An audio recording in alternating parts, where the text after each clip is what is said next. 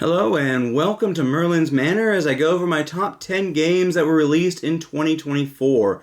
There were a lot of great games that came out in 2024, some of which I have not yet had a chance to play, so of course those ones could not be considered for this list. A couple honorable mentions include Everdell Duo because it is considered a 2025 game on BGG, even though I got it in December of 2024. It fulfilled sooner than expected. No one else that I have noticed included this on their list, so I figure I'll consider it as a 2025 game since it wasn't widely available yet in 2024, and I barely had it myself in 2024. Another honorable mention is Ezra and Nehemiah. I just have not played it enough to decide if it should be on the list or not yet. If it were on the list, it would have been closer to the bottom of the list, maybe number 9 or number 10. I also have fuller reviews of many of these games, which I will include a link to in the description below. Now, without further ado, let's get into my top 10 games released in 2024.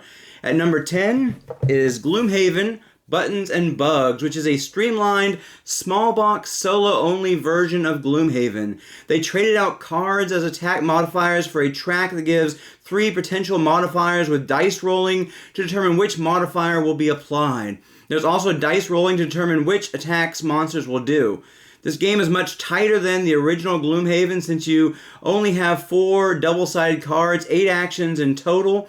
And when you lose 1 card, you're essentially losing 2 actions instead of just 1. The game plays in about 30 minutes per scenario. The double-sided action cards require you to play your side A cards first, and then you gain access to side B, and then that card will go into the discard pile after you've played both sides. The game has 6 starting characters from Gloomhaven with some tweaks to actions that rebalances the game for true solo play. You will play through about 14 scenarios as there are 20 scenarios and each character has a scenario that is linked to them and some scenarios get skipped for certain characters. With a limited amount of scenarios, the game can feel somewhat repetitive after multiple playthroughs, but the different characters can help the game stay fresh for multiple playthroughs of the campaign. While I don't feel like this game is as good as its big brother, I do like it for a quicker to set up and play game, and that it allows for playing solo without needing to play 2 characters. Now at number 9 is Maki Master, which is a game where you are fulfilling sushi recipes to score points. As you score 1 recipe card, you get a new recipe card and can choose from various decks to draw from, with each deck being a different level of difficulty to fulfill, with the higher level decks yielding more points but requiring more ingredients to fulfill. The way you fulfill recipes is by placing out ingredients on a shared board until you have all the ingredients in your recipe in a horizontal or vertical row. There is a potential to get in each other's way due to the shared board, but there are action cards you can gain and play to mitigate this, which can allow you to curve the ingredients so you don't have to be in a straight row, replace ingredients, cover up ingredients, as well as other powers. There's also a bowl of wasabi that fills up as players choose certain new cards, and instead of scoring a card or gaining an action card, you can choose to gain all of the wasabi there. And to a certain degree, there is a game of chicken involved in this, as you may want to wait until more wasabi gets put out, but risk another person grabbing the wasabi before you. And there certainly have been times I have forgone scoring a recipe card in order to gain the bowl of wasabi, since each wasabi is worth 1 point each. I do not appreciate the solo mode as much for this one, as I feel it is too tight and can be quite luck-based as to whether you can win or not, especially outside of the novice level card. It is nice that there are several different challenges for the solo mode if you don't mind it being so tight that you'll hardly ever win without getting just the right things to come up. However, as a multiplayer game, I can highly recommend Maki Master. Game number 8 is Lord of the Rings Duel for Middle-earth, which is a game that uses the foundation of Seven Wonders Duel, but changes things up a bit even beyond the re-theme. Seven Wonders Duel is one of my favorite games, and this one is not quite as highly ranked for me. It drops from a 9 to an 8.5 out of 10, but it's still a solid game, and the changes that were made in this game gives reason to have and play both games. In this game, you will be drafting cards from the table from a pyramid or other formation where the bottom cards are available and the higher cards get unlocked as you release them by drafting the cards that are covering them. Some of the cards in the pyramid are face up from the beginning, and others get revealed only after unlocking them. You'll need to draft resource cards which give ongoing resources for buying other cards. Some cards you gain will also allow you to get certain cards in the future for free. If you do not have all of the resources, you can pay a coin for each missing resource. There are 3 ways to win the game, 2 of which are very similar to the ways to win in Seven Wonders Duel, and 1 unique way which replaces the victory points path to victory. The 2 similar ways are the ring track, where Frodo and Sam are trying to reach Mount Doom, and the Nazgul is trying to catch up to Frodo before he gets there, which is done by collecting ring symbols. This is similar to the military victory, only with a chase instead of that tug of war, and it provides bonuses along the track instead of victory points. The second path to victory is to gain favor from 6 of the races, which is just like the science path to victory in Seven Wonders Duel.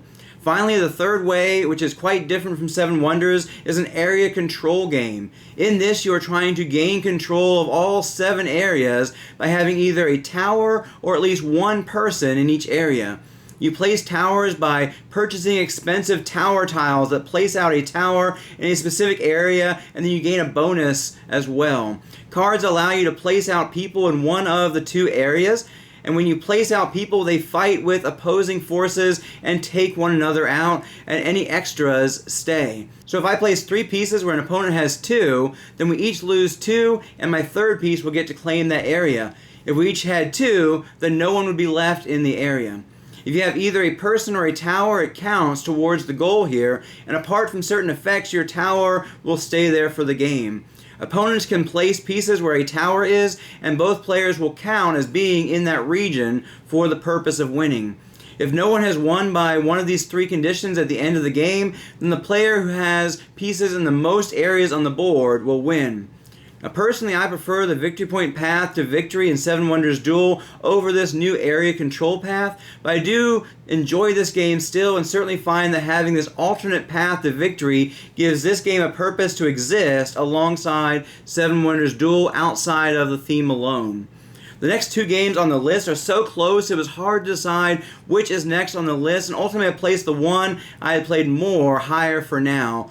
Game number 7 is Forges of Ravenshire, which has a dice placement mechanism that I really enjoy, where you place out a die as a worker to gain a benefit, and you take back a different die to gain another benefit. This worker placement mechanism is done in Raiders of the North Sea and Raiders of Scythia, and I enjoy it in those games, and I liked it in Forges of Ravenshire. There's an interesting twist on the way the dice work in this game, in that some spots give better benefits for lower numbers and some for larger numbers. And so what you roll with your dice may influence where you try to go, and thus what strategy you employ for the round. Then again, you may just really need to do something, so you're content to use a die that gets you a lesser benefit. I enjoy the engine building aspect that is found in adding tiles to your board, which gives you greater benefits when placing dice in the guild spot on your board, which you do based on the color of the die that you took. The combination of gathering a die both for the ability it gives you as well as the color, which will let you run a particular guild, adds to the depth of strategy for this game. Just a really clever set of mechanisms come together to make each action selection chock full of things to consider, and it keeps the game very interesting throughout. The end round is full of interesting decisions as well, as you decide how you want to use the dice to do various abilities. Some of these abilities require certain numbers, while others can use any number, and others get stronger with certain numbers. In this game, coins are both currency as well as victory points at the end of the game. The main way you get coins throughout the game is by acquiring resources to forge armor and weaponry. And when forging items, you can also add one of the special resources to either gain more coins or to go up on a track that will allow you to craft higher level items and will give you bonuses and victory point as you go up that track. Another way you score points is through achieving goals that are chosen at random at the start of the game, and the person who achieves it first will get more coins, which incentivizes everyone to achieve these goals as quickly as possible. But they remain open for others to score later for lesser coins. I really enjoy the mechanisms in this game as well as how coins are your victory points, but also can be used sometimes for actions. Game number 6 is Let's Go to Japan. In this game, you are planning a trip to Japan. You draft cards representing different activities to play immediately into your week. You can choose to place them on any day, and when you place the card, you decide where in relation to other cards placed on that same day that you want to put it. Keeping in mind potentially changing destinations between Tokyo and Kyoto, and that there is a special bonus that will score for whichever card is last on a given day. Each day will eventually have exactly 3 cards placed on it, not counting bonus walks. And when you have 3 cards placed on a city, you look to see how many cards have symbols matching that day and receive a bonus, which gives more powerful bonuses the more cards you have matching the symbol of that day. You have to be mindful of the symbols each card is giving you, as well as the symbols cards want to fulfill the extra bonus, and try to get symbols earlier in the week to fulfill those bonuses. In some cases, score even more points for having more of certain symbols played by that time in the week that you get to that special bonus. You will score points for whatever is listed on each card in your trip, for each bonus at the bottom that you meet the requirements for going up on the track for the symbols you are getting for meeting certain thresholds, as well as for happiness, which you bank each time you get to the top of the happiness threshold. Train bonuses will also yield points, as well as leftover briefcase bonuses. You can also lose points for hitting the bottom of the happiness track by doing events that cost you too much money or use too much energy and lead to stress on your vacation. There is a tug of war throughout the week between events giving you extra energy and saving you money versus the ones that expend energy and cost a lot of money. You can also lose points by having to travel back and forth between Tokyo and Kyoto more often than you have gotten train bonuses. The whole game requires you to solve a puzzle of where to place each card to optimize scoring by ensuring you get the symbols you need while minimizing the negatives. It's just so fun to work out, and it's great when a plan comes together. It's also fun for me to share our days as we score points for what we have put together. The theme is great, and the gameplay is great. Now, my number 5 game is Harvest, which is a farming-themed worker placement game that is a very tight game. You have just a few workers to place out each round, and only 4 rounds to the game to try to be as efficient as possible to clear land, get seeds, plant seeds, water crops, harvest crops to score points, and get money as you do that. You also are increasing your water bucket capacity to make watering more efficient and getting buildings for abilities and endgame points that take up space on your farm. There are several paths to victory wherein you can focus on various seeds, with blueberries not needing to be replanted and yielding endgame points, while wheat yields fertilizer when harvest, strawberries can propagate faster, and pumpkins just yield more points than everything else. And of course, the buildings that give you points as well. Worker placement spots are mostly set up so that only one person can go to a spot, and some spots that yield actions give a bonus to make them a little more valuable when they're lesser actions. The game also has asymmetric player abilities, as well as a turn order drafting system where you get better abilities or resources by taking a later turn order tile, lending to a tension between taking the tile that gives better benefits versus going sooner in turn order, especially with how the best worker placement spots get taken if you go later in the round. Overall, the game is fun and offers a very tight game. I especially like this game solo, as there are scenarios which change up the game with different challenges and an easy to run AI that you are not playing against, but which takes spots on the board, keeping that tension from the multiplayer game of wanting to go earlier in turn order and prioritizing certain spots to make sure you get them. Also, the production is great, and the game has a great table presence, especially if you have the Golden Edition. I have really enjoyed this game, which is why it is my number 5. My number 4 game is Isle of Cats Duel, which is the 2-player only implementation of Isle of Cats. This version makes the game feel a little more head-to-head by having a board for drafting cards and cats where you're moving 2 spaces and taking something you touched while moving. You can somewhat manipulate what your opponent takes by moving on the board, but at the same time you are needing to focus on what you want to get. The game is simplified over the original Isle of Cats in that you are not having to balance spending fish with the drafting of cards and enticing cats, nor do you need to draft baskets to entice cats. All this streamlines things a bit, but does also take away from the depth of strategy and the puzzle that is involved in the original Isle of Cats. So I do miss the added complexity from the standard Isle of Cats, but do find this to be a solid game that offers the same puzzle when it comes to placing cats on your board, and is quicker and easier to get to the table, while also offering a little more of an interaction feel between players due to that movement on the board outside of just drafting cards and then drafting cats like from the original. I love the puzzle that the whole Isle of Cats family of games brings of trying to fit cats on the board to fill up space and score points based on families of the same color cats being grouped together, as well as for lesson cards that you get. And this one does a great job of tweaking the system for a quick two-player game of Isle of Cats. My number 3 game is Harmonies. I played this one first at Dice Tower East and immediately wanted a copy. It is a fairly simple game to play, but it has great depth of strategy to it for such a simple game. You are drafting tokens from a central board, taking 3 tokens from one single depot and then placing them immediately onto your player board. Sometimes you don't want all that you are offered in the moment, but you have to figure out somewhere to put everything where it might be helpful later, if not right now, and won't get in the way of something you're planning currently. Certain tokens can be placed on other tokens to form trees or mountains or buildings, and others just stay on the ground level and cannot be built upon. You are also able to choose a card each turn representing animals that want to live in certain environments. You'll be using the tokens that you've placed on your board to form the exact images on the cards, and when you do, you can place out a cube from that animal card representing that animal living there now. And at the end of the game, you'll score points for how many cubes from each card you are able to move onto your board. Once you have placed a cube on a token, that token can no longer be built upon, nor can another cube be placed there. But you can use the tokens to be part of meeting the requirements for placing other animals, as long as you're placing the cube on a different token.